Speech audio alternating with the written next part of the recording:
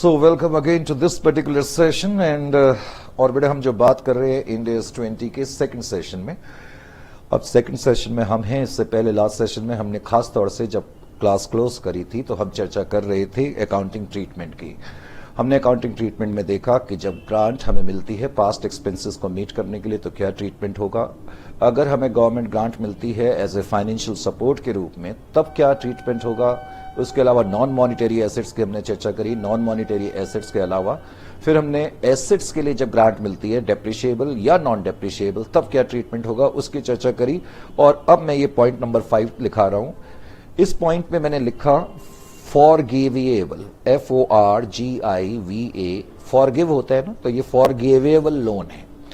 Forgivable loan, जरा मैं pen, हाँ जी, फॉरगिवेबल। फॉरगिवेबल का मतलब माफ करना, फॉरगिव करना। ऐसी गवर्नमेंट कभी हमें ग्रांट देती है, जैसे गवर्नमेंट ने लोन दिया एक इंडस्ट्री को, मान लेते हैं 10 लाख का लोन दिया और उस इंडस्ट्री को या एंटिटी को कहा कि भाई हम इस लोन में से 7 लाख रुपीस फॉरगिव कर देंगे अगर आप पहले 3 साल तक इन कंडीशंस का ख्याल करेंगे। तो जो इंड AS 20 है वो फॉरगिवेबल लोन से भी डील करता है, यानी कि ऐसे लोन जो माफ कर देते हैं वो उसको भी इंड AS 20 कहता है कि आप ग्रांट के रूप में ट्रीट करेंगे। करेक्ट। तो इसमें हमने लिखा forgivable loans are treated as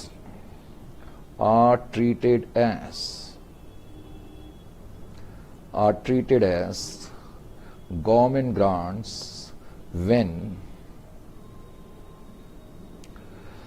when there is a reasonable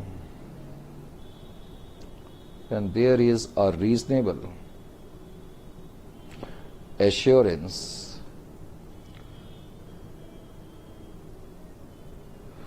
that entity will meet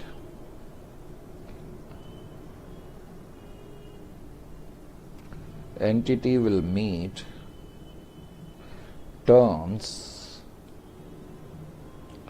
for forgiveness।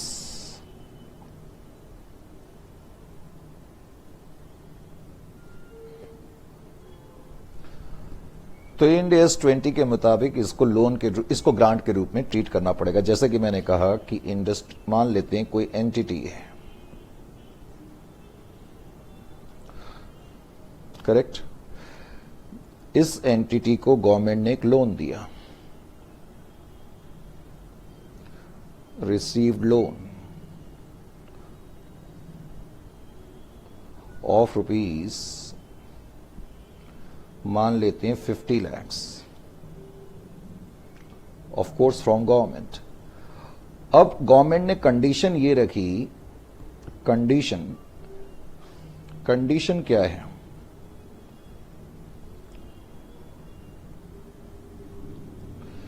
कि entity must utilise 25% of loan for first 3 years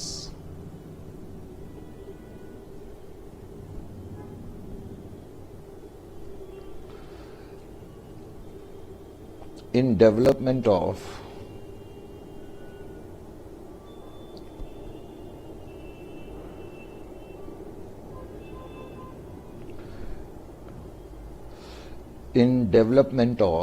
let us say क्या लिखे, फॉर डेवलपमेंट ऑफ पार्क्स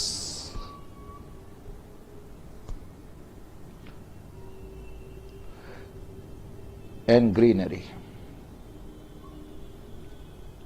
लीजिए जी, government ने condition रख दी कि इस loan का 25% हिस्सा आप पार्क्स के डेवलपमेंट के लिए और ग्रीनरी के लिए करेंगे फॉर फर्स्ट 3 years। अगर एंटिटी को यह लगता है कि we can meet this term, their entity can recognise. और गवर्नमेंट ने यह कहा कि आगे ये भी लिख देता हूं, ₹7 lakhs shall be waived। Waived का मतलब गवर्नमेंट कह रही है कि हम 7 लाख का लोन छोड़ देंगे अगर आप पहले 3 साल तक ऐसा करते हैं, तो ये ग्रांट है।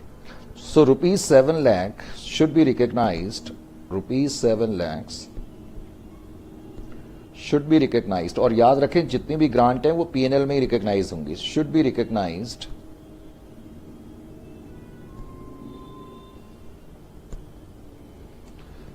As grant. और इसमें आप आगे ये भी लिख सकते हैं, provided entity is reasonably sure that it will meet the what we call all the condition. तो ये फॉरगिवेबल लोन का जो कॉन्सेप्ट था ना, हमारे इंडियन गैप में नहीं है, करेक्ट, ये इंड AS 20 में है। उसके बाद एक और चर्चा मैं करना चाहूंगा, ये इश्यू भी इंड AS 20 ही डील करता है और इंडियन गैप में इस तरह की गाइडेंस नहीं है। और ये क्या है, गवर्नमेंट लोन्स, ये भी गवर्नमेंट लोन से रिलेटेड है। Government loans below market rate of interest, below market rate of interest, market rate of interest. तो गवर्नमेंट कभी कभी हमें लोन देती है below market rate of interest. जैसे मार्केट में रेट ऑफ इंटरेस्ट 10% है और गवर्नमेंट ने लोन मेरे को दे दिया 3% पर, तो स्टैंडर्ड कहता है कि ये जो डिफरेंस है ना, इसको भी आप ग्रांट के रूप में रिकग्नाइज करेंगे, नंबर 1। नंबर 2, लेकिन ये वाली जो ग्रांट है आप रिकग्नाइज कैसे करेंगे, इसकी जो फेयर वैल्यू आप कंप्यूट करेंगे एज पर इंड AS 109 करेंगे। इंड AS 109 का ताल्लुक फाइनेंशियल इंस्ट्रूमेंट से है, करेक्ट। तो इसमें आप लिखें benefit of the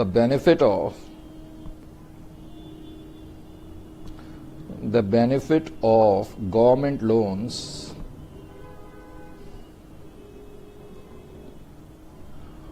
below government loans with rate of interest below market rate,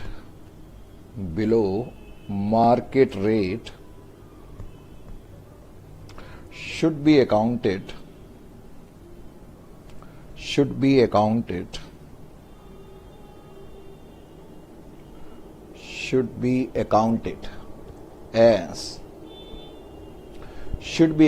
as government grant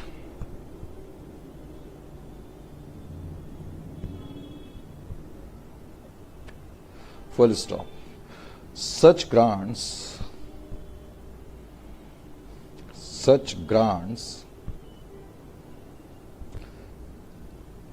are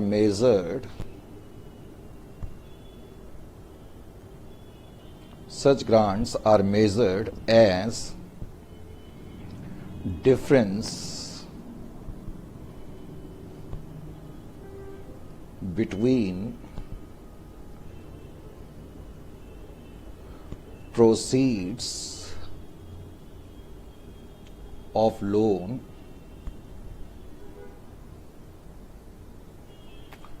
and present value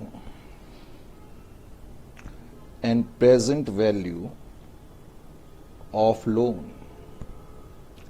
इसका क्या मतलब निकला, प्रेजेंट वैल्यू ऑफ लोन, इसमें यह भी लिख लो calculated as per Ind AS, calculated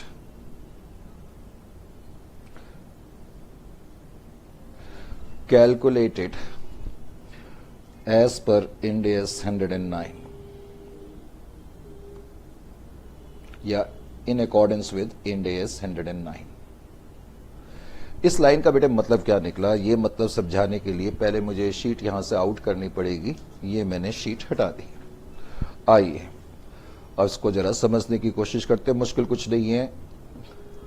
ये मैंने एक लाइन खींची। सर आप हमेशा लाइन क्यों खींचते हो, तुम्हें समझाने के लिए।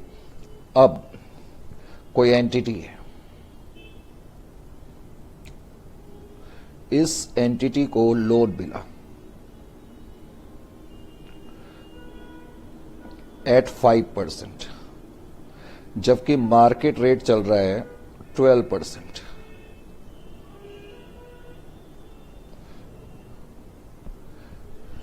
करेक्ट। मान लेते हैं लोन का अमाउंट जो है, प्रिंसिपल जो है 100 लाख है। प्रिंसिपल 100 लाख है, करेक्ट। मान लेते हैं कि लोन जो है 5 इयर्स के लिए मिला और इसकी रीपेमेंट जो करनी है लम सम में करनी है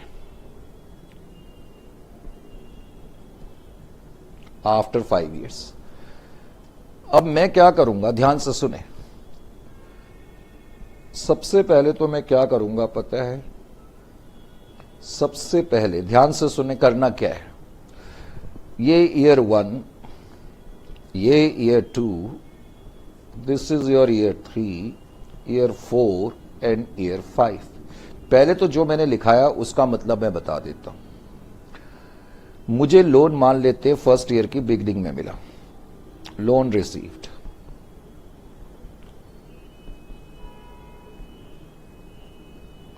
अब इस दिन मैं एंट्री क्या करूंगा? जिस दिन मेरे को लोन मिला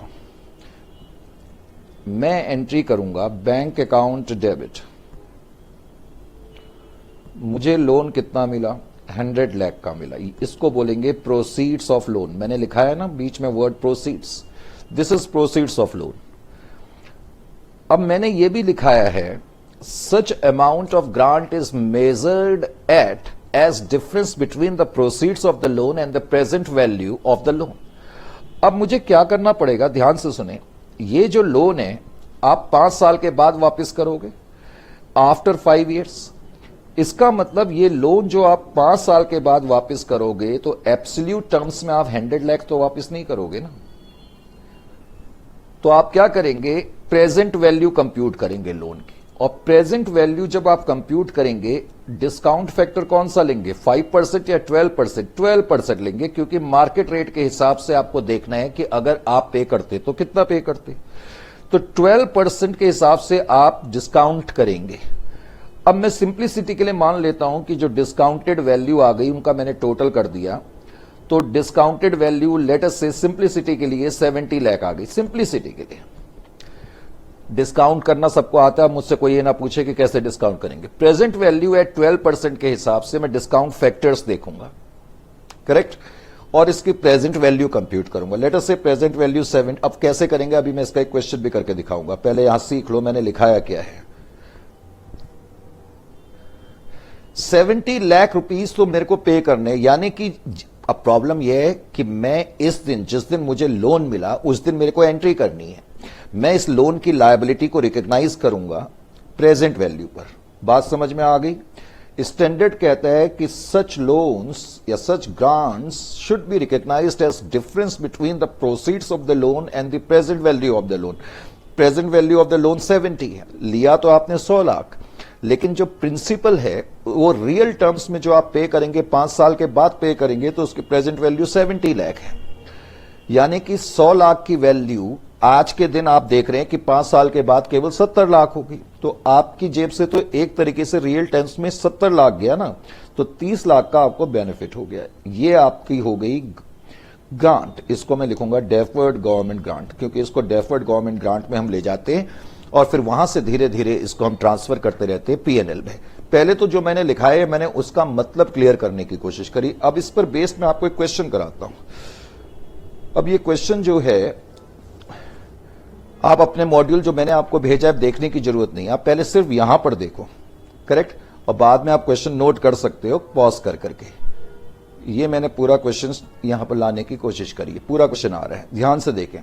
क्वेश्चन नंबर 4 है, कहते हैं G limited receive from government a loan of 50 lakhs at the rate of 5% payable after 5 years in a bulleted payment. Bulleted payment का मतलब है लम सम में पे करना है, मॉड्यूल का ही क्वेश्चन है, करेक्ट।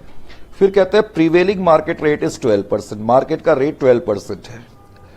कहता है interest is payable regularly at the end of each year, और इंटरेस्ट लेकिन हमने हर साल पे करना है, लेकिन जो लोन की पेमेंट है वो हमने बुलेटेड करनी है, यानी कि लम सम में करनी है। कहता है calculate the amount of government grant pass necessary journal entry and explain also how the government grant will be realized। अब देखो ध्यान से समझें, इस क्वेश्चन को अगर आपने नोट कर लिया है, पहले तो इतना याद रखें कि लोन 50 लाख का है, आप शॉर्ट में लिख लें गवर्नमेंट लोन अमाउंट 50 लाख, आपको 5% पर मिला है, 5 साल के लिए मिला है और मार्केट रेट 12% है, बस इतना याद रखें। अब मैं क्या करूंगा, सबसे पहले तो स्टेप नंबर ए, ये जो क्वेश्चन है जो मैंने यहां आपको स्क्रीनशॉट में दिखाया, इसका नंबर मैं लिख रहा हूं, क्वेश्चन नंबर 4। ये 4 लिखा है ना, ताकि आप पॉज करके जब बाद में नोट करें तो आपको पता लग जाए ये 4 का सॉल्यूशन है।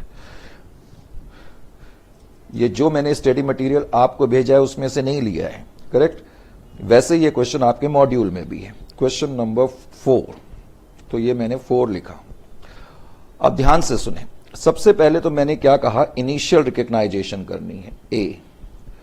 अब इनिशियल रिकग्नाइजेशन कैसे करनी है ये मैंने अभी आपको बताया। इनिशियल रिकग्नाइजेशन करी जाएगी, लेकिन उसके लिए आपको इनिशियल रिकग्नाइजेशन, उसके लिए आपको क्या करना पड़ेगा, पहले तो फेयर वैल्यू कंप्यूट करनी पड़ेगी लोन की। तो लोन की फेयर वैल्यू कंप्यूट करते हैं, तो fair value of loan, fair value of loan का इनडायरेक्टली मतलब है प्रेजेंट वैल्यू ऑफ लोन। अब प्रेजेंट वैल्यू ऑफ लोन को कंप्यूट करने के लिए आपको क्या करना है, ये आपको मालूम होना चाहिए, correct. Fair value of loan को कंप्यूट करने के लिए मुझे क्या करना पड़ेगा, एक कॉलम में मैंने लिखा 1 2 3 4 5, साथ साथ लिखें, कोई बात नहीं, आप लिख लें 5 तक अगर स्क्रीन पर नजर नहीं भी आ रहा है।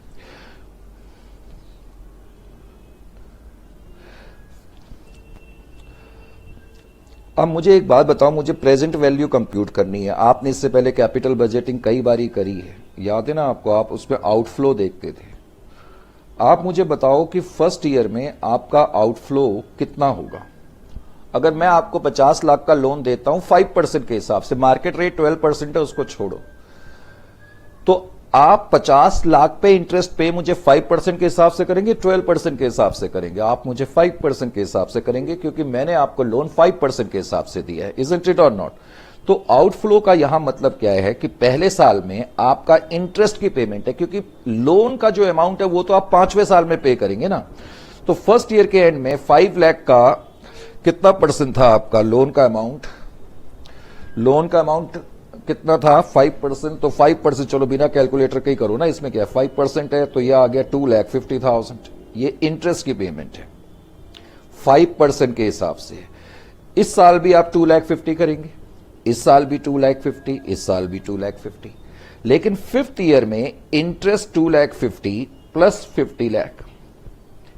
5th ईयर में आपका आउटफ्लो इतने का होगा या नहीं होगा? बुलेटेड पेमेंट में आपने लोन की रीपेमेंट करनी है। अब मैंने कहा आप डिस्काउंट करेंगे, इसके लिए आप प्रेजेंट वैल्यू फैक्टर जो लेंगे एट 12% के हिसाब से लेंगे। यह ध्यान में रखना है।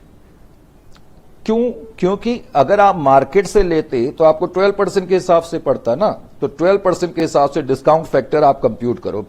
हाँ जी, फटाफट बताओ।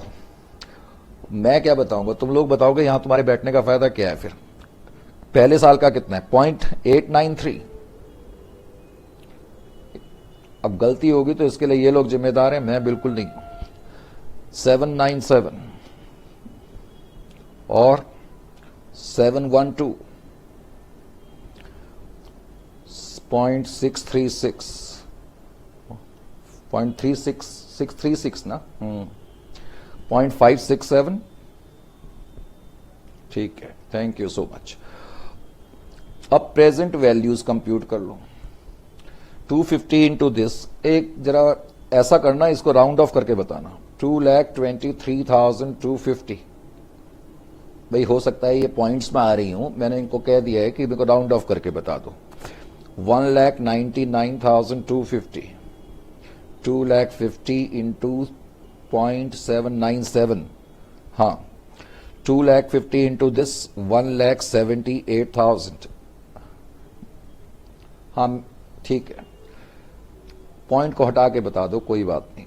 1,59,000, कॉन्सेप्ट समझना है, कोई बहुत बड़ी बात नहीं है। 29 76250 और टोटल भी कर दो तो मजा आ जाए। सर टोटल आ रहा है 3736250। Very good. अब इनिशियल रिकग्नाइजेशन अगर हम मान लेते हैं कैलकुलेशन वगैरह करेक्ट है, ना भी हो तो उसको छोड़ो। पॉइंट यहां पर यह है कि आप कॉन्सेप्ट समझे। जब आप डिस्काउंट करेंगे तो यह ध्यान रखना कि 12% के हिसाब से करना है। That is the basic point. अब मैं इसकी एंट्री करूंगा। इसका मतलब इस अमाउंट का और 50 लाख का लोन का एब्सोल्यूट अमाउंट है 50 लाख, प्रेजेंट वैल्यू है। इन दोनों का जो डिफरेंस होगा वो हमारी डेफर्ड गवर्नमेंट ग्रांट हो जाएगी। आइए तो उसकी एंट्री क्या होगी, ये पॉज करके बाद में नोट कर लेना। एंट्री में करता हूं बी। जो फर्स्ट स्टेप है जिसमें मैंने इनिशियल रिकग्नाइजेशन लिखा ना, मैंने इनिशियल रिकग्नाइजेशन लिखा है, तो इनिशियल रिकग्नाइजेशन में मैंने एक तो क्या करा, प्रेजेंट वैल्यू कंप्यूट करिए। अब मैं एंट्री पास कर रहा हूं। क्वेश्चन ने बोला है क्या करें, बैंक अकाउंट डेबिट। कितना लोन मिला सर, 50 लाख का। Very good. तो 50 लाख से ये एंट्री आप कर दो। 50 लाख का लोन मिला है तो 50 से ही तो करोगे एंट्री, कितने से करोगे। अब मुझे ये बताओ प्रेजेंट वैल्यू लोन की कितनी है। इसका मतलब इनिशियली आप लोन यानी कि लायबिलिटी जो रिकग्नाइज करोगे वो प्रेजेंट वैल्यू के हिसाब से करोगे। इंड AS 109 ये बोलता है, क्योंकि जो बाद में जब हम इंड AS 109 करेंगे तो उसमें हम देखेंगे कि जो लोन जो है ना वो फाइनेंशियल लायबिलिटी है। और इंड AS 109 में फाइनेंशियल एसेट, फाइनेंशियल लायबिलिटीज के बारे में बताया गया, उनकी मेजरमेंट कैसे होती है। 37,36,250। तो जितने भी फाइनेंशियल एसेट और लायबिलिटीज हैं तो उनकी रिकग्नाइजेशन कैसे होगी, तो लोन की जो रिकग्नाइजेशन होती है वो हम फेयर वैल्यू के हिसाब से करते हैं। अब इन दोनों का जो डिफरेंस हो जाएगा वो डेफर्ड गवर्नमेंट ग्रांट में चला गया, DGA। अब इन दोनों का जो भी डिफरेंस है, डिफरेंस के लिए तो मेरे को कैलकुलेटर चाहिए।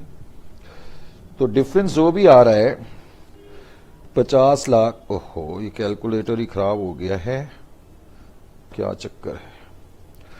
माई calculator is not working, I can't help it. कितना आ रहा है भाई तुम ही बता दो मेरे को।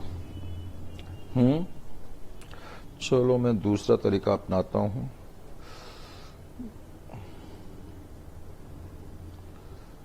इसमें 6 से डिजिट आते ही, चलो खैर ये जो भी आ जाएगा ना, ये जो भी अमाउंट आ जाएगा आप मेरे को डेफर्ड गवर्नमेंट का बता देना। उसके बाद क्वेश्चन ने क्या कहा, उसके बाद क्वेश्चन ये कहता है, क्वेश्चन की शीट यहां पड़ी हुई है, हाँ जी, इसका जो डिफरेंस है समथिंग आना चाहिए। पहले तो मैं जरा शीट से देख करके ही बता दूं, ये आना चाहिए, कितना आना चाहिए भाई, 12,63750 समथिंग लाइक दिस,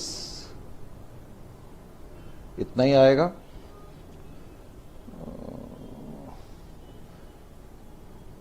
यहां पर 5 आ जाएगा, 8 9, ठीक है।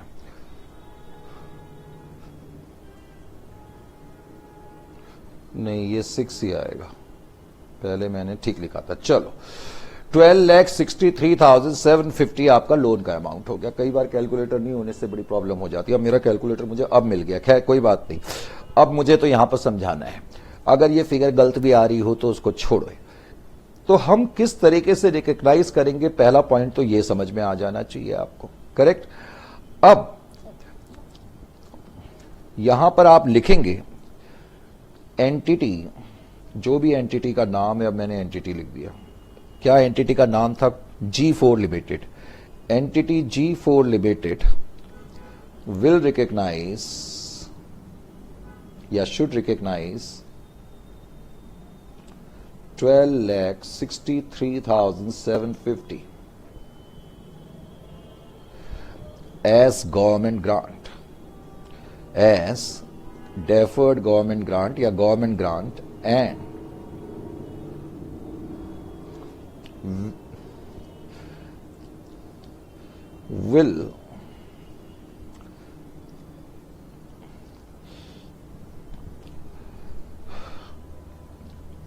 will pass एफोरमेंशन एंट्री, वैसे होना ये चाहिए, पहले ये लिख के ये लिखना चाहिए, एफोरमेंशन entry.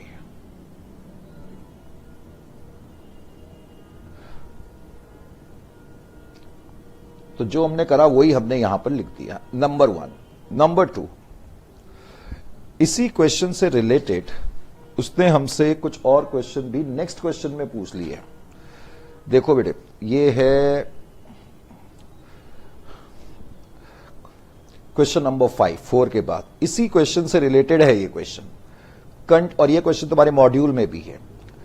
Continuing with the facts, मैं बार बार कह रहा हूं कि ये वाला क्वेश्चन हो सकता है कि जो स्टडी मटेरियल हमने आपको भेजा उसमें ना हो, ये उससे अलग हो, इससे मिलते जुलता क्वेश्चन हो सकता है, तो इसलिए आप इसका ध्यान रखें। Continuing with the facts given in the previous case study, state how the grant will be recognised in the statement of profit और लॉस एज्यूमिंग। वो कहता है कि जो गवर्नमेंट ग्रांट है जितनी की भी है, हमने देखो बेटे फिगर जो है ना हमने थोड़ा थाउजेंड्स में कर ली है, एब्सोल्यूट टर्म्स में कर ली है, तो इसलिए हमारा 12,63,750 आ रहा है, जबकि जो आंसर आपका सॉल्व है उसमें 12,61,672 है, क्योंकि उन्होंने पॉइंट्स में ही लिया हुआ है, ठीक है, इसलिए घबराने की जरूरत नहीं है। अब यहां पर देखें, वो हमसे 3 क्वेश्चन पूछता है, कहता है कि आप किस तरीके से इस ग्रांट को ट्रीट करेंगे। A, if the loan is an immediate relief measure to rescue the enterprise। मैंने आपको बताया था ना, अगर फाइनेंशियल सपोर्ट के लिए लोन मिलता है तो फिर हम उसको कैसे रिकॉग्नाइज करते हैं, इमीडिएटली रिकॉग्नाइज करते हैं। यानी कि मेरा आंसर ए हो जाएगा, जो क्वेश्चन नंबर 5 है उसका ए पार्ट का आंसर हो जाएगा, if loan is for immediate relief measure, तो फिर तो ये हो जाएगा entire amount will be recognised immediately in the statement of P&L। entire amount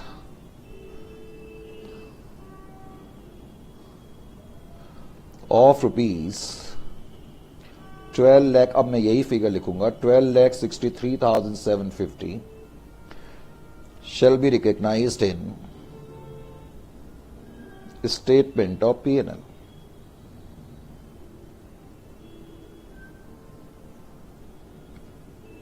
अगर तो loan as a financial support के रूप में मिलता है। दूसरे में क्या कहता है, दूसरे में कहता है, ध्यान से सुने, B, if the loan is a subsidy for staff training expenses incurred equally for a period of 4 years। वो कहता है अगर ये लोन एंटिटी को दिया हुआ है कि वो फ्यूचर में खर्चा करेगी, फ्यूचर में मतलब अपनी स्टाफ ट्रेनिंग के लिए खर्चा करेगी, तो तब क्या करेंगे, यानी कि यहां पर कंडीशन है, और जहां पर भी कंडीशन आ जाएगी ना फिर तो ओवर द पीरियड ही रिकॉग्नाइज करेंगे। तो सेकंड का आंसर क्या हो गया, if loan is meant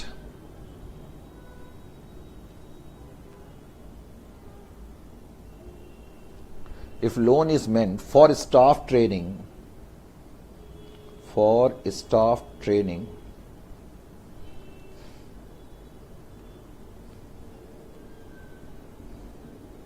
for 4 years, staff को ट्रेन करने के लिए 4 साल तक। अगर लोन इसलिए दिया गया है कि आपने स्टाफ को 4 साल तक ट्रेन करेंगे, if loan is meant for staff training for 4 years, then grant should B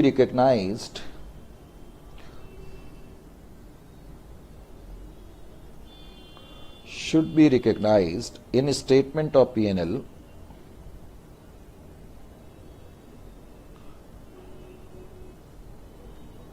over 4 years।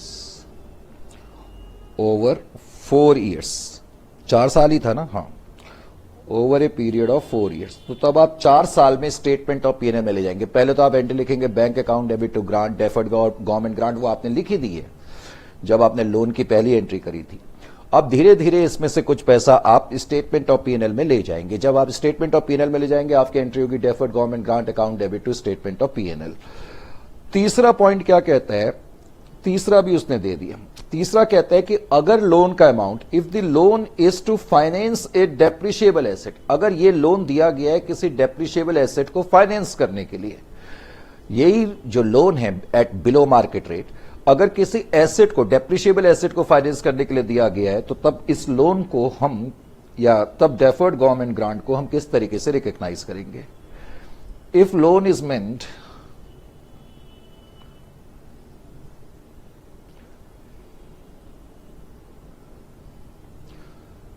for financing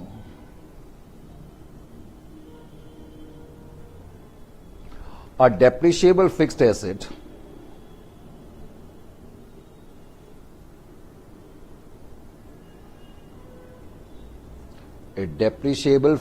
asset then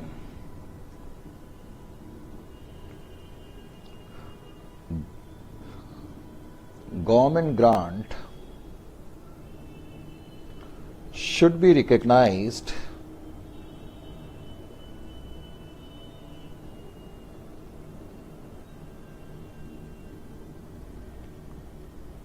over the useful life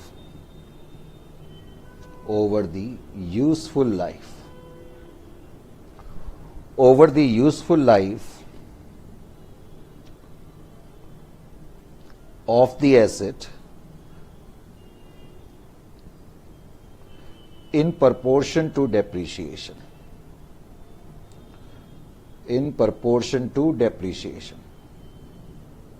अगर एसेट को फाइनेंस, अगर गवर्नमेंट ने लोन दिया है किसी एसेट को फाइनेंस करने के लिए, तो गवर्नमेंट उस केस में जो ग्रांट का पैसा है उसको एसेट की जो यूजफुल लाइफ है उतने पीरियड में रिकॉग्नाइज करेंगे in proportion to the depreciation. ये फॉरगिवेबल लोन का कॉन्सेप्ट भी आपको मालूम होना चाहिए, करेक्ट।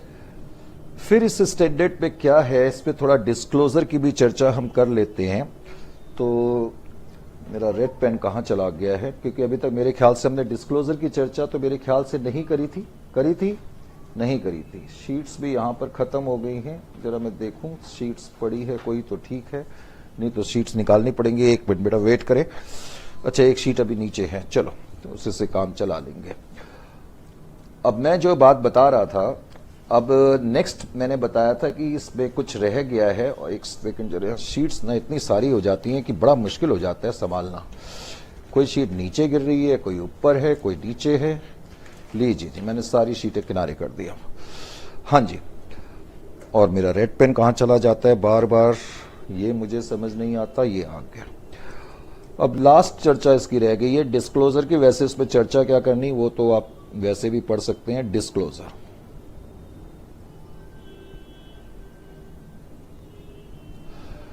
जहां तक डिस्क्लोजर एस्पेक्ट्स का सवाल है, उसमें बेटे आपको क्या क्या पढ़ना है या क्या क्या मालूम होना चाहिए।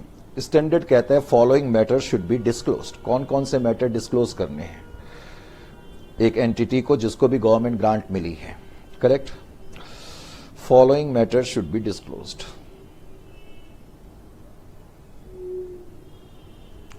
Following matters should be disclosed.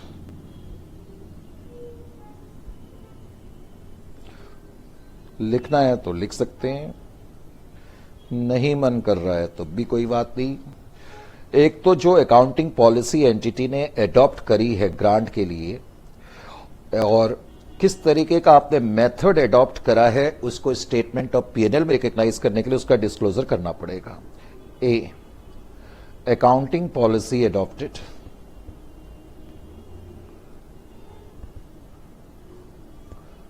जो अकाउंटिंग पॉलिसी आपने अडॉप्ट करी है, accounting policy adopted for grant, उसका डिस्क्लोजर करना पड़ेगा।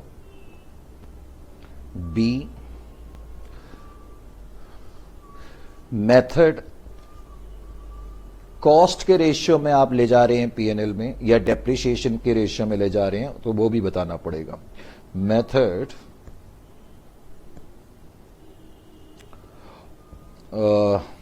method of recognition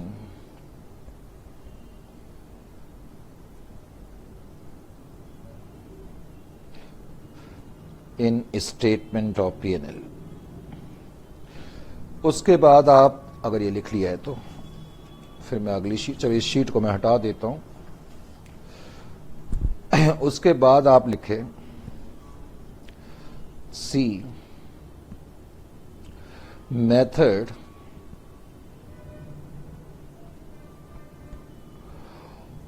of statement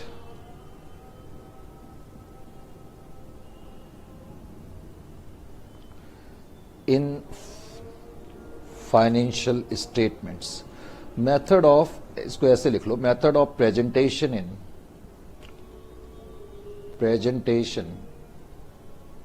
in financial statement. Financial statement में आप कैसे प्रेजेंट कर रहे हैं। अब मैं आपको एक बात बता दूं, जस्ट ये लिखना नहीं है, ऐसे शो नहीं करना, वैसे बता रहा हूं। सपोज मुझे कोई ग्रांट मिली है किसी डेप्रिशिएबल फिक्स्ड एसेट के लिए, तो मैं फिक्स्ड एसेट की कॉस्ट को लिखूंगा और इस साल के एंड में मैंने उसमें जो डेप्रिसिएशन चार्ज करा है उसको लिखूंगा। क्योंकि गवर्नमेंट ग्रांट का जो पैसा मुझे मिला है तो उसको मैंने डेफर्ड गवर्नमेंट ग्रांट अकाउंट में ट्रांसफर करा होगा, करेक्ट। वो मैं लायबिलिटी साइड में लिखूंगा और उसमें से मैंने जितना स्टेटमेंट ऑफ पीएनएल में ट्रांसफर कर दिया है वो माइनस करूंगा और इस तरीके से मैंने प्रेजेंटेशन करी। जस्ट मैं बताने की कोशिश कर रहा हूं कि लायबिलिटी साइड में किस तरह से आपने प्रेजेंट करा, फिक्स्ड एसेट में किस तरीके से प्रेजेंट करा, उसका भी डिस्क्लोजर करना जरूरी है। क्या आपने डेफर्ड गवर्नमेंट ग्रांट से जितना अमाउंट ट्रांसफर करा है, अगर करा है तो उसका डिस्क्लोजर होना चाहिए। ये बेसिक पर्पस है इस डिस्क्लोजर का। D, then name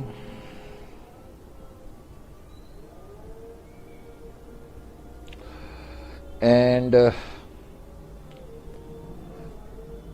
extent of grant। अब नेम तो अच्छा नहीं लगेगा वर्ड, इसको ऐसा कर लो, ये काट ही दो। नेम कहां से आ गया ये, इसको लिखो nature of grant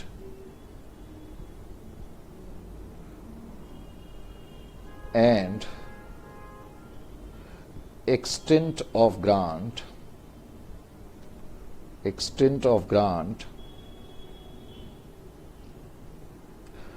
recognized in the financial statement।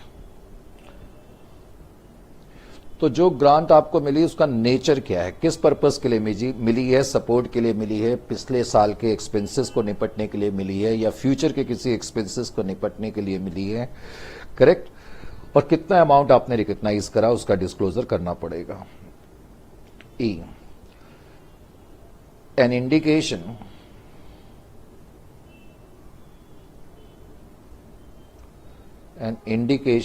Of other forms of government grants, of government assistance लिखो, government assistance from which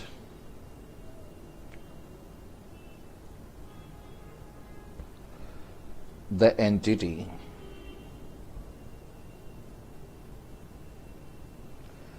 has directly benefited।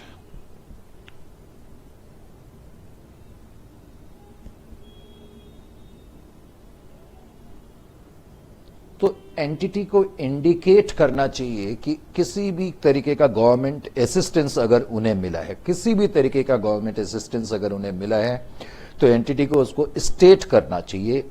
ये स्टैंडर्ड कहते हैं। जैसे टैक्स बेनिफिट हमें कोई मिला तो उसका भी डिस्क्लोजर हमें करना पड़ेगा। एक लास्ट और लिख लो, unfulfilled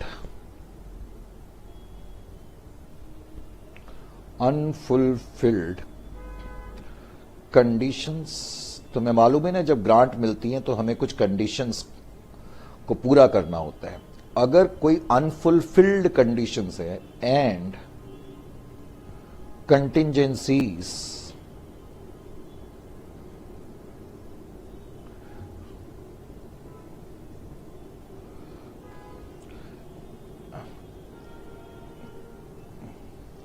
attached to the grants।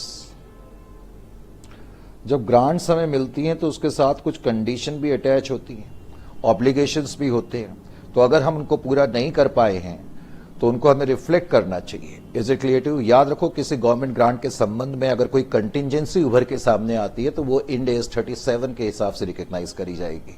ये तो है डिस्क्लोजर, तो ये भी आपको मालूम होना चाहिए। बहुत से स्टूडेंट क्या करते हैं, डिस्क्लोजर का एस्पेक्ट जो है स्किप करते हैं, मैंने ये देखा है। अब इसके अलावा इसमें कुछ क्वेश्चन है जो आप खुद ही कर सकते हो, मैं आपको वैसे ही जस्ट बताने की कोशिश कर रहा हूं।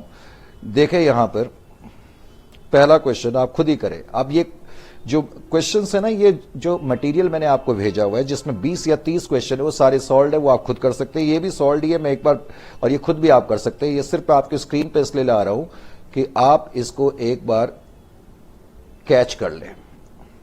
ये मैं आपकी स्क्रीन पे लाने के पीछे रीजन ये है, ठीक है। एक शीट तो मैंने ये बनाई है, ये कुछ और क्वेश्चन मैंने अटैच करे हैं। मेरे ख्याल से आवाज आना चाहिए, ठीक है। उसके अलावा एक शीट इसकी और है, ठीक है।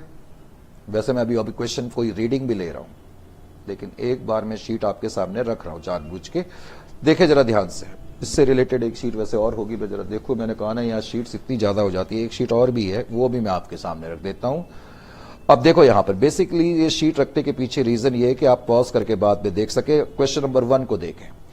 कहते हैं G1 फार्मास्यूटिकल लिमिटेड कंपनी है received A government grant of ₹10 lakh for research and development of H1N1 vaccine. वैसे इसमें जितने भी ये क्वेश्चंस है ना, ये सारे आपके मॉड्यूल्स में भी हैं। तो there is no condition attached to the grant, examine how the government grant will be realised. अब कहता है गवर्नमेंट की ग्रांट कैसे रियलाइज होगी। क्वेश्चन क्या है कि जी फार्मास्यूटिकल लिमिटेड नाम की कोई कंपनी है, उसको गवर्नमेंट ग्रांट मिली 10 लाख के लिए। क्यों मिली? क्योंकि research and development of H1N1 vaccine. अब उस ग्रांट से रिलेटेड कोई कंडीशन भी नहीं है।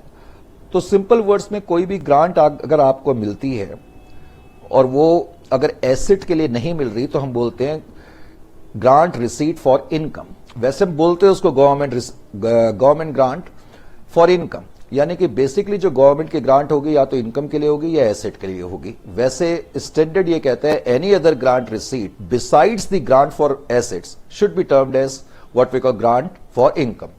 अब ये जो केस है बेसिकली एक खर्चे को निपटने के लिए है, क्योंकि रिसर्च एंड डेवलपमेंट पे हम कुछ खर्चा करने जा रहे हैं। तो गवर्नमेंट ने हमें 10 लाख रुपए दिए। मैं आपको बता ही चुका हूं कि किसी भी खर्चे को निपटने के लिए गवर्नमेंट ग्रांट देगी तो उसको हम इमीडिएटली रिकॉग्नाइज कर लेते हैं, बशर्ते उसके साथ कोई कंडीशन ना हो। अगर कंडीशन होगी तो आप ओवर ए पीरियड रिकॉग्नाइज करेंगे, जैसे कि नेक्स्ट क्वेश्चन में है। Government gives a grant of 10 lakh for research and development for H1N1 vaccine to G2 researchers limited even though similar vaccines are available in the market but expensive. The entity has to ensure by developing manufacturing process over a 2 years that the cost may come down to 40%. Government ने G2 limited नाम की company को कुछ grant दी है। Grant किस लिए दी है? मैं जरा एक पेपर भी ले लूं, रफ में मैं समझाते भी रहूं। अब एक्चुअली कई बार शीट्स नहीं होती हैं यहां पर, तो प्रॉब्लम हो जाती है। लीजिए जी, चलो एक शीट में लगी, मैं ऐसे ही बता रहा हूं। गवर्नमेंट ने 10 लाख की ग्रांट दी, करेक्ट, रिसर्च के लिए दी। पिछले क्वेश्चन की तरह ये रिसर्च के लिए दी गई है। गवर्नमेंट ने ये ग्रांट इसको G2 नाम की कंपनी को दी है। किस लिए दी है? कि वो रिसर्च करे, किसी वैक्सीन को डेवलप करे। ये वैक्सीन मार्केट में बड़ा एक्सपेंसिव है। गवर्नमेंट कहती है हम आपको ग्रांट इसलिए दे रहे हैं कि आप एक सस्ता वैक्सीन जो है, कम से कम 40% जो मार्केट में कीमत चल रही है उसकी 40% कीमत कम होनी चाहिए, वैसा वैक्सीन आप डेवलप करो और ये 2 साल में करो।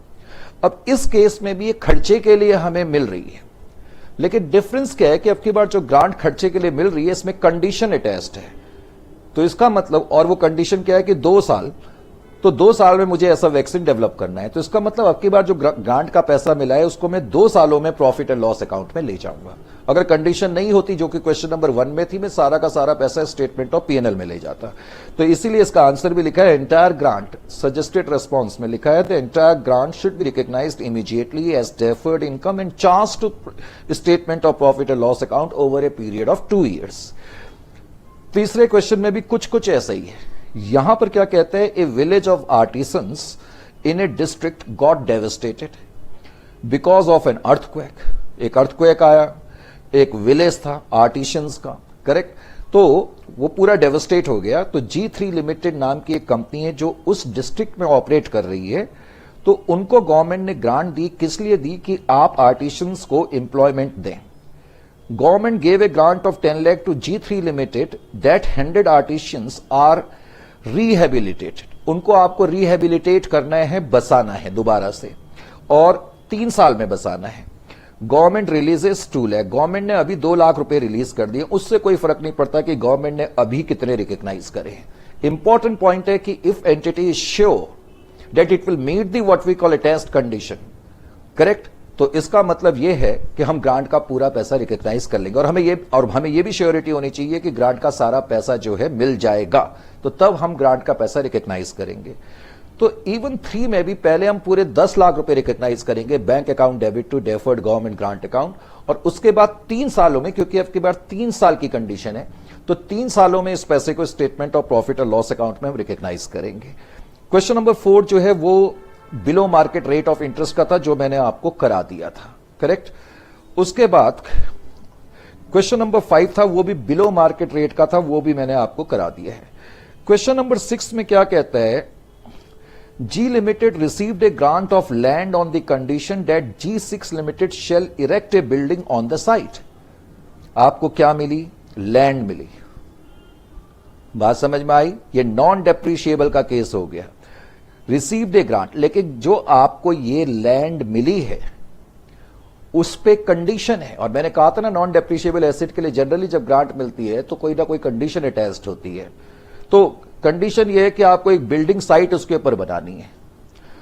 It may be appropriate to recognise the grant in the statement of profit and loss over the life of the building once the building is constructed and put to use.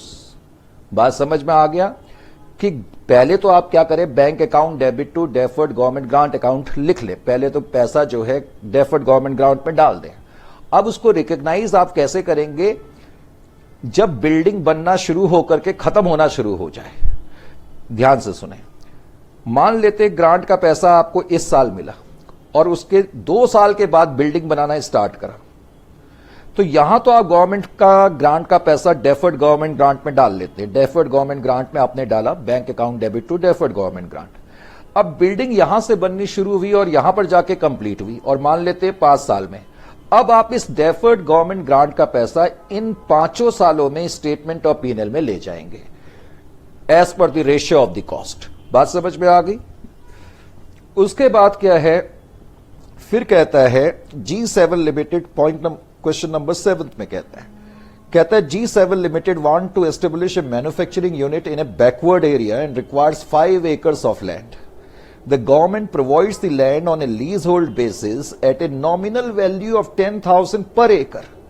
उसको 5 एकड़ कहता है। G7 लिमिटेड नाम की जो company है वो एक मैन्युफैक्चरिंग यूनिट एक बैकवर्ड एरिया में एस्टेब्लिश करना चाहती है। उसको 5 एकड़ लैंड चाहिए, और कहता है गवर्नमेंट ने उनको लैंड दे दी लीज होल्ड बेसिस पर at a nominal value of 10,000 per एकड़। लो जी, 5 एकड़ और 1 एकड़ है 10,000 के हिसाब से, तो कितना हो गया ये तो बहुत काफी ज्यादा हो गया, 50,000 हो गया, करेक्ट। अब वो क्या कहता है, 10,000 पर एकड़ के हिसाब से, और आपको चाहिए 5 एकड़ लैंड, तो गवर्नमेंट ने ₹10,000 पर एकड़ के हिसाब से आपको लैंड दे दी। इसका मतलब है 5 एकड़ की लैंड आपको सिर्फ ₹50,000 में पड़ी। भाई 5 एकड़ की जो लैंड है वो आपको केवल 50,000 रुपए में पड़ी ना। तो अब वो क्या कहता है, the fair value of the land is 1 lakh per एकड़। ये जो लैंड है जिसकी की फेयर वैल्यू है वो कितनी है, 5 into 1 लाख। इसका मतलब 5 लाख। 5 लाख रुपए की लैंड आपको गवर्नमेंट ने 50,000 पर दे दी। इसका इनडायरेक्टली मतलब तो यही हो गया। The fair value of the land is 1 lakh per एकड़। Calculate the amount of government grant to be recognise by the entity. ये केस हो गया आपका, कौन सा केस हो गया आपको याद है, नॉन मॉनेटरी गवर्नमेंट ग्रांट का केस। आपको गवर्नमेंट लैंड दे रही है, बैकवर्ड एरिया में इंडस्ट्री को एस्टेब्लिश करने के लिए कंसेशनल रेट पर दे रही है। स्टैंडर्ड ने क्या कहा था, मैंने बताया था कि हम फेयर वैल्यू देखेंगे। A limited will recognise 4,50,000 as government grant, क्योंकि फेयर वैल्यू जो है वो तो है 5 लाख की, करेक्ट, और उसमें से 50,000 आप माइनस कर देंगे, तो ये मैंने क्या लिखा है, 1 लाख माइनस 10,000 इंटू 5 एकड़, इसका मतलब ये कितना आ जाएगा, 4,50,000 आ जाएगा। तो 4,50,000 की ग्रांट आपको एक तरीके से मिल जाएगी। आपकी जो एंट्री हो जाएगी वो क्या हो जाएगी, पहले तो एंट्री होगी बैंक अकाउंट डेबिट, बैंक नहीं, लैंड अकाउंट डेबिट। लैंड आपको मिली कितने की, 5 लाख की। टू बैंक अकाउंट दिए कितने आपने, 50,000 रुपए। टू गवर्नमेंट ग्रांट अकाउंट कितना, 4,50,000। तो इस तरीके से आप इसकी एंट्री करेंगे। Is it clear to you? इसमें कोई प्रॉब्लम है? मैंने क्या बताया, इसकी एंट्री क्या हो जाएगी, बैंक, सॉरी मेरे मुंह से बार बार पहले बैंक की निकल जाता है, लैंड अकाउंट डेबिट, ये 5 लाख की लैंड आ गई, टू बैंक, केवल 50,000 रुपए आपके बाहर गए, और टू ग्रांट अकाउंट 4.5 लाख। समझ में आ गया? उसके बाद फिर पॉइंट नंबर 8 में क्या कहता है, क्वेश्चन नंबर 8 में, पॉइंट नंबर 8 नहीं, G limited establishes solar panels to supply solar electricity to manufacturing plant. तो वो सोलर पैनल्स जो है लगाना चाहती है ताकि अपनी मैन्युफैक्चरिंग यूनिट को इलेक्ट्रिसिटी सप्लाई कर सके। कोई एंटिटी है G8। Cost of solar panels is how much, कितना हो जाता है ये, 100 लाख यानी कि 1 crore with A useful life of 10 years. The depreciation is provided on a straight line method basis. Government gives rupees 50 lakhs as subsidy. अब ध्यान से देखें, अब sheet, just wait, let me pick up some sheets.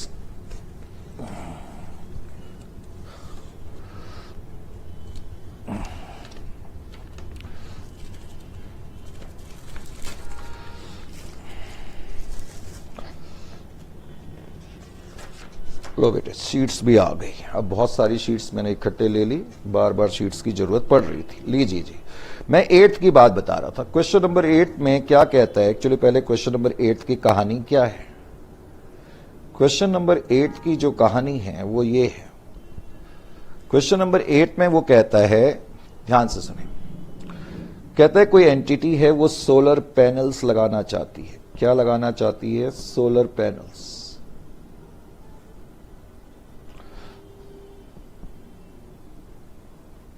Solar panels जिनकी की cost 100 lakh है, जैसे कि मैंने बताया। गवर्नमेंट ने सोलर पैनल लगाने के लिए, क्योंकि गवर्नमेंट क्यों दे रही है, क्योंकि गवर्नमेंट चाहती है कि लोग सोलर पैनल्स यूज करें, लगाएं, ताकि इलेक्ट्रिसिटी का कंजम्पशन जो है दूसरे तरीके से कम करा जा सके। तो गवर्नमेंट ने हमें ग्रांट जो दी है वो 50 लाख की दी है। ये पहले तो क्वेश्चन है। फिर उसने ये भी बताया आगे, यूजफुल लाइफ एसेट की जो है वो 10 साल की है। जो सोलर पैनल्स हैं वो कहता है उस एसेट की जो लाइफ है वो 10 years की है, और straight line method of depreciation है। पहले तो ये क्या केस बन गया, government grant for depreciable asset. अब मुझे जो गवर्नमेंट ग्रांट का पैसा मिला, बताओ मेरी पहली एंट्री क्या होगी। पहली entry will be bank account debit to deferred government grant account. 50 lakh से मेरे को ग्रांट का पैसा, हमसे ग्रांट वाली एंट्री लिख रहे हैं। वैसे उससे पहले आप चाहो तो सोलर पैनल खरीदने की एंट्री भी लिख सकते हो। Solar panel account debit to bank account oblique creditor account, correct, चाहे आप कैश में खरीदे क्रेडिट में खरीदे। फिर आप लिखे bank account debit to grant deferred government grant account 50 lakhs।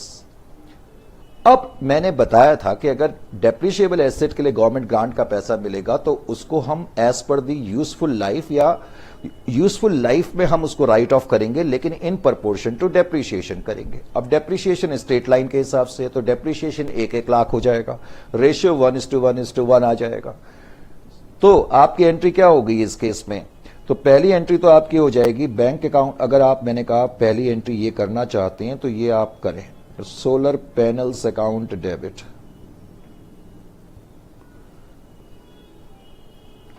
To supplier account, मैंने जानबूझ के बैंक इसने नहीं लिखा क्योंकि क्वेश्चन में लिखा नहीं है कि हमने ये खरीद लिया है 100 लाख, ये मैंने 100 लाख से एंट्री कर दी। और गवर्नमेंट ग्रांट का पैसा मुझे मिलेगा तो मेरी एंट्री क्या होगी, bank account debit to government grant account. 50 lakh का पैसा मुझे मिल गया। अब इस ग्रांट के पैसे को मैं पीएनएल, जरूरी नहीं है डेफर्ड गवर्नमेंट ग्रांट, आप सिर्फ ग्रांट भी लिख सकते हैं। अब इस ग्रांट के पैसे को मैं पीएनएल अकाउंट में ले जाऊंगा फर्स्ट ईयर के एंड में, तो government grant account debit to statement of PNL. लेकिन मैं किस रेशियो में ले जाऊंगा, इन दी रेशियो, इन दी एज पर दी डेप्रिशिएशन। तो डेप्रिशिएशन का रेशियो क्या हो जाएगा, 1:1, 1/10 हो जाएगा। इसका मतलब है कि जो 50 लाख की ग्रांट है उसका 1/10 फर्स्ट ईयर के एंड में 5 लाख रुपए जो है मैं यहां ले जाऊंगा। Are you getting my point? Just बताने के लिए, क्योंकि बीच में जब मैं डिस्क्लोजर की बात बता रहा था उसमें बैलेंस शीट में प्रेजेंटेशन की बात आ रही थी। तो एसेट साइड में आप किस तरीके से दिखाएंगे, फिक्स्ड एसेट जो भी है आपकी प्रॉपर्टी प्लांट एंड इक्विपमेंट, ये जो भी है सोलर पैनल्स, उसकी कॉस्ट तो बेटा 100 लाख है। और फर्स्ट ईयर में आपका डेप्रिशिएशन भी लगेगा ना 10 लाख का, तो ये तो आप 90 पे रिप्रेजेंट करेंगे, करेक्ट। और उसके अलावा लायबिलिटी साइड में डेफर्ड गवर्नमेंट ग्रांट का पैसा आपका कितना नजर आएगा, डेफर्ड गवर्नमेंट ग्रांट का में 50 लाख थे, ट्रांसफर कर दिया आपने पीएनएल में 5, तो इसका मतलब 45 लाख डेफर्ड गवर्नमेंट ग्रांट में आएगा। Is it clear to you or not? तो इस तरीके से प्रेजेंटेशन आपकी बैलेंस शीट के अंदर होगी। ये मैंने वैसे ही बताया, इसका आंसर आपके पास है, देखें आंसर क्या है। आंसर की शीट कहां पड़ी है, ये इसके नीचे पड़ी है, लीजिए। शॉर्ट में उन्होंने आंसर लिख दिया है मॉड्यूल में कि A limited will set up 50 lakhs as deferred income, जो मैं आपको बता रहा था, and will credit 5 lakh equally to the statement of profit and loss account over 10 years। यहां वर्ड इक्वली इसलिए लिखा है क्योंकि डेप्रिशिएशन का रेशियो इक्वल है, correct. ₹5 lakh will be credited to statement of P&L in the ratio of depreciation. The depreciation is equal, इसलिए उन्होंने equal लिख दिया, कोई प्रॉब्लम नहीं। एक मजेदार क्वेश्चन, एक्चुअली दोबारा 8th आ गया क्या, कोई बात नहीं, दोबारा उसी के नीचे एक बार दोबारा 8th लिख दिया है। एक्चुअली ये 8th का ही पार्ट है। कहता है continuing with the facts given in the previous case, state how the same will be disclosed in the statement of cash flow. अगर ये ग्रांट का पैसा आपको जो मिला और जो आपने सोलर पैनल्स खरीदे, इसको आप कैश फ्लो स्टेटमेंट में कैसे दिखाएंगे। ये जो 100 लाख रुपए के आपने सोलर पैनल एक्वायर करे, ये तो आपका आउटफ्लो है, इन्वेस्टिंग एक्टिविटी में है। अगर आप, लेकिन ये इन्वेस्टिंग में तभी आएगा जब आप खर्च करेंगे, खैर जब भी करेंगे इन्वेस्टिंग में आएगा। और जो 50 लाख रुपए गवर्नमेंट ग्रांट के आपको मिले हैं, स्टैंडर्ड क्या कहता है कि वो फाइनेंसिंग एक्टिविटी में आएगा। Is it clear to you? ये 50 लाख रुपए के जो ग्रांट के ये इनफ्लो है और ये फाइनेंसिंग एक्टिविटी में आएगा। Is it clear to you or not? This should be reflected in the financing activity, ये क्वेश्चन है। और एक 9th क्वेश्चन है, ये भी मॉड्यूल से लिया गया है, अगर आप देखना चाहें तो इसको खुद भी कर सकते हैं, क्योंकि इसमें मेरे कराने लायक कुछ है नहीं ऑनेस्टली स्पीकिंग, और यू कैन मैनेज, और ये सॉल्यूशन मैंने इसका दिया हुआ है, यू कैन इजीली मैनेज, मुझे मालूम है। और 10th वही क्वेश्चन है जो थोड़ी देर पहले मैंने आपको कराया था बिलो मार्केट रेट का। तो 10th ये जो क्वेश्चन है G10, इसके नीचे की शीट एक मिनट में आपको दिखा दूं। अब इसकी नीचे की शीट कहां पर है ये देखना है। मैंने कहा ना यहां पर इतनी सारी शीट्स हो जाती हैं कि इसके नीचे की शीट, एक सेकंड के लिए जस्ट आपको वेट करना पड़ेगा जरा, कहां चली गई है, just wait, it will take a minute or so, क्योंकि इतनी सारी, हाँ ये है, चलो जल्दी मिल गई। मैंने कहा इतनी शीट हो जाती है यहाँ टेबल में कि ढूंढना मुश्किल हो जाता है। ये लीजिए, ये क्वेश्चन नंबर, ये मैं ऐसे दिखाता हूं आपको, क्वेश्चन नंबर 10th लीजिए जी। Now you will be in a better position, correct. अब ठीक है? नहीं ठीक नहीं है, तो पहले हम ऐसे करते हैं। चलो 10th में क्या कह रहा है, पहले तो 2 लाइनें लिखी हैं, पहले तो इन 2 लाइनों को ही देखो।